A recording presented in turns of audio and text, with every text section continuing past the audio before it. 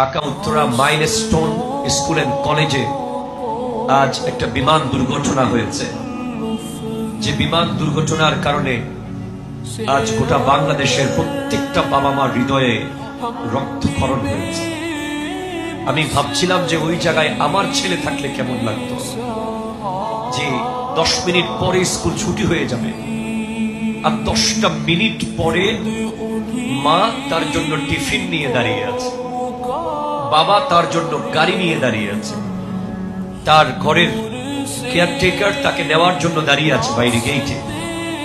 ঠিক সেই সময় স্কুলের ভেতরে এসে একটা যুদ্ধ বিমান যখন ভূপাতিত হয়, তখন মানুষ পুড়ে যাওয়াটা তো স্বাভাবিক, তবে আওয়াজ কেমন হয়েছিল, সে সিচুয়েশনটা কেমন ছিল।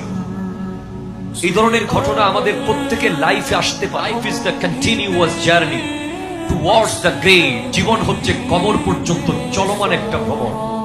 এখন আমরা বড়দিঘির পারে আছি, এখন এখানে কিছু হয়ে যেতে পারে।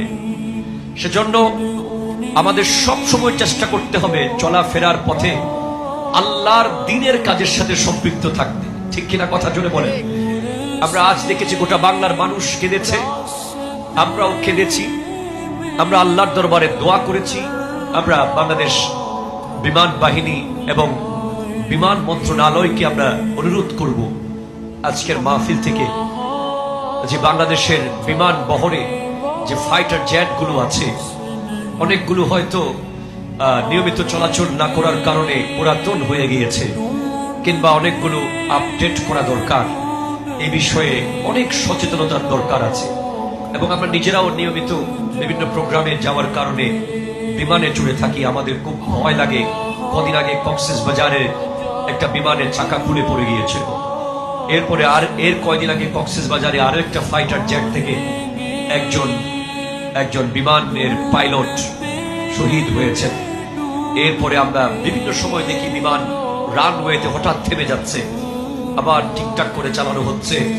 আমি মনে করি যে একটা বিমান দুর্ঘটনা মানে লক্ষ লক্ষ মানুষের কষ্টের কারণ, অনেকগুলো পরিবারের স্বপ্নভঙ্গ।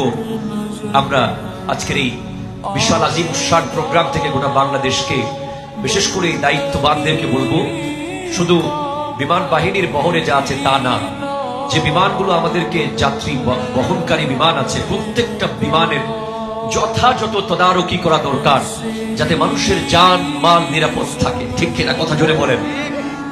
এরপরে আমাদের প্রত্যেকটা মানুষকে সব সময় হালাল, সত্য, নিষ্ঠা